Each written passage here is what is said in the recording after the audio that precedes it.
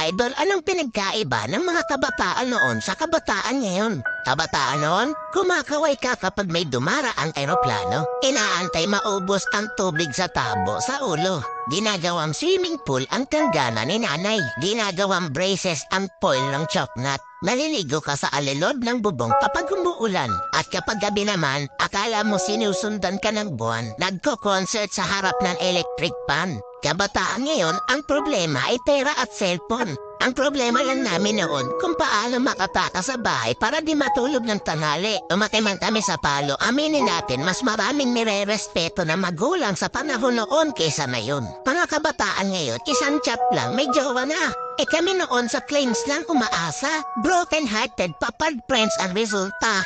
Mga kabataan noon, ang dami ng alam na trabaho. Kesa sa kabataan ngayon, tamad na, puro pa gadgets, di pa mautusan. Minsan nagiging ibon, minsan nagiging panike. Wait lang. Batako.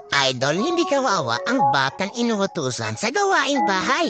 Ang kawawa ay yung batang lumalaki na walang alam sa buhay. Yung nakaranas lang ang pupuso nito. Real talk yan.